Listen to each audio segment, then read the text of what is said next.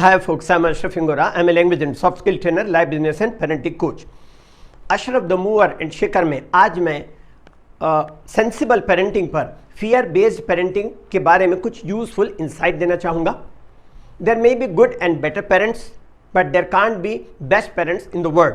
दुनिया में अच्छे और बहुत अच्छे पेरेंट्स या माँ बाप हो सकते हैं, लेकिन सबसे अच्छे माँ बाप नहीं हो सकते, क्योंकि पेरेंटिंग एक ज़िंदगी भर सीखे जाने वाली कला है. और जब कला जवान होती है तो कलाकार बूढ़ा हो जाता है और उसके बाद ज़िंदगी बेवफा हो जाती है. कभी कभी जब बच्चे बदसलूकी करते हैं, सहयोग नहीं करते, तो इसका मतलब है कि बच्चा उस अवस्था में आपके कंट्रोल में नहीं है. ऐसी अवस्था में बच्चों को टाइम आउट देने की ज़रूरत होती है.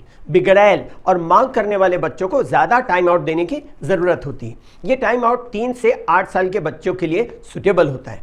इस पर आप मेरा अलग से वीडियो देखिएगा. प्रायः जिन बच्चों को सज़ा दी जाती है या पीटा जाता है, वे साइकोलॉजिकली उन्हें सज़ा देने वाले व्यक्ति के साथ अधिक बंधन का भाव रखते हैं.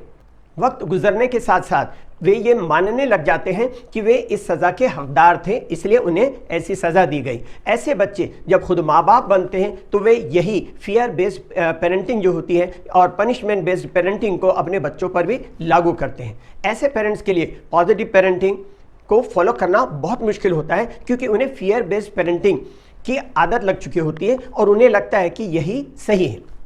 बच्चे शरारती होते हैं, चाहे वो इंसान के बच्चे हों या जानवर के बच्चे. हाथी के बच्चे के पैर को चेन से पेड़ से बांध दिया जाता है.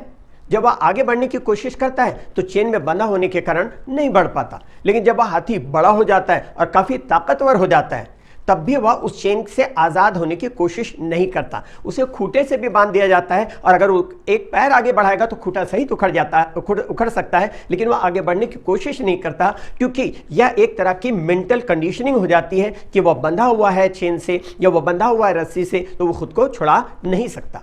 इसी कंडीशनिंग की वजह से ऐसे बच्चों को दूसरे बच्चों को अक्सर बताते हुए देखा जा सकता है कि मैं बहुत बदमाश और शरारती था, इसलिए मेरे माँ बाप मुझे पीटते थे और सज़ा देते थे. उन्होंने देखा है कि जिन बच्चों के माँ बाप ने अपने बच्चों को सज़ा देना बंद कर दिया, उनका बच्चा उनके कंट्रोल में नहीं रहा. Every action has its opposite and same reaction, अर्थात हर क्रिया की प्रतिक्रिया वैसी ही होती है. यह एक अनडिनाइबल ट्रूथ है. प्यार दोगे तो प्यार मिलेगा, नफरत दोगे तो नफरत मिलेगी. किसी के साथ हिंसा से पेश आओगे तो जवाब भी हिंसा से ही मिलेगा. बच्चों के साथ हिंसक व्यवहार से बच्चों में हिंसा की प्रवृत्ति बढ़ती है. वे दूसरों से नफरत करते हैं और अक्सर खुद से भी नफरत करते हैं. जब बच्चों को 1989 में लॉस एंजल्स में हुई हिंसा का वीडियो 3 मिनट के लिए दिखाया गया, फिर जब उन्हें एक कमरे में खेलने के लिए छोड़ा गया जहां हिंसक और अहिंसक खिलौने थे, जब बच्चों से कहा गया कि वह वीडियो जिसमें आप हिंसा देख रहे थे वे सब सच नहीं थे, बल्कि वे सारे कैरेक्टर्स एक्टिंग कर रहे थे, तो बच्चे अहिंसक खिलौनों से खेलने लगे.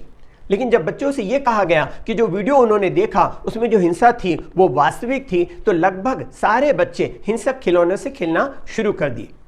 जिन बच्चों की परवरिश ऑपरेसिव या दमनकारी माहौल में की गई होती है, तो उन पर निगेटिव प्रोग्राम्स का ज़्यादा प्रभाव पड़ता है, बजाय उसके कि जिनकी परवरिश पॉजिटिव पेरेंटिंग द्वारा की गई होती है. आजकल स्कूल कॉलेज के बच्चे बहुत ज़्यादा उत्पात करने वाले, अनादर करने वाले, डिसरिस्पेक्टफुल, एग्रेसिव और वायलेंट या आक्रामक और हिंसक होते जा रहे हैं. इसका मुख्य कारण है उनके दमनकारी माहौल में परवरिश और घर से बाहर उन्हें मिला हुआ एग्रेसिव और वायलेंट माहौल. इसके अलावा मोबाइल में मारधार वाले पबजी, अदर फास्ट गेम्स देखना, ऐसे हालात में बच्चे एग्रेसिव एंड हाइपर एक्टिव हो जाते हैं. कभी आप कैदखाना जाकर के देखें तो पाएंगे कि जितने भी अपराधी हैं उन्होंने दूसरों के साथ हिंसा की है. वे खुद अपने माँ बाप, रिश्तेदार और दोस्त और बाहर के माहौल में उन पर की गई हिंसा के शिकार हुए हैं. इसलिए उन पर जितने जुल्म हुए थे उससे ज़्यादा जुल्म वे लोगों पर ढाने लगते हैं. जेल में उनके सुधरने की बहुत कम उम्मीद और बहुत कम संभावना होती है, क्योंकि जेल सुधरने की जगह ना हो करके कैदियों के लिए नया अपराध सीखने के लिए एक तरह से ट्रेनिंग कैंप बन जाता है. वे सारे निगेटिव लोगों के बीच और निगेटिव माहौल में रहते हैं, जहां से वे एक बेहतर अपराधी बनकर के बाहर आते हैं.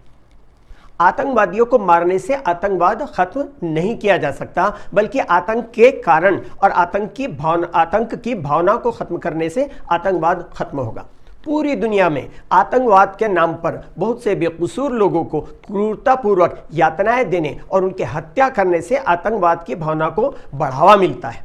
इंसान स्वभाव से ही अपनी शक्ति का दुरुपयोग करता आया है, चाहे वह कोई शासक हो या सैनिक शक्ति संपन्न देश हो। आग लगने पर आग बुझाने के लिए पेट्रोल टैंक नहीं बल्कि फायर ब्रिगेड को बुलाया जाता है। शोर से शोर और हिंसा से हिंसा खत्म नहीं की जा सकती। जेल ही नहीं, समाज में कहीं भी काम करने वाले लोगों में जिनमें भावनात्मक अव्यवस्था जैसे चिंता, डर, जलन, उदासीनता, भाव शून्यता आदि की समस्या देखी गई है, वे किसी न किसी तरह के फियर बेस्ड पेरेंटिंग के शिकार लोग होते हैं। Love and cooperation based soft parenting में भी बच्चों के बिगड़ने की संभावना हो सकती है अगर माँ बाप उन्हें दी गई स्वतंत्रता और उनके सहयोग की भावना के बीच में प्रॉपर तालमेल बिठाने में सक्षम नहीं होते। प्यार, हमदर्दी अर्थात कंपेशन, सहयोग अर्थात कोऑपरेशन और क्षमा फॉरगिवनेस, ये सब दार्शनिकों की कही गई किताबी बातें नहीं हैं, बल्कि ये वो गुण हैं जो न सिर्फ बच्चों को बल्कि बड़ों को भी एक अच्छा और समझदार इंसान बनाने के लिए ज़रूरी है। पॉजिटिव पेरेंटिंग में बच्चों को हर चीज़ में क्या सही है क्या गलत है ये सिखाने की ज़रूरत नहीं है, बल्कि उनमें उन गुणों को कल्टीवेट करने की ज़रूरत है ताकि वे उनका ज़मीर जागे और वे खुद ये समझ सकें कि उनके लिए क्या सही है और क्या गलत। इंग्लिश के लिए आप मेरे channel English breakfast with Ashraf and soft skill के लिए Ashraf the mover and shaker को लाइक, शेयर एंड सब्सक्राइब करें। कमेंट सेक्शन में कमेंट करें, बेल आइकॉन प्रेस करें और मेरी बुक ज़रूर पढ़ें। Thanks for watching.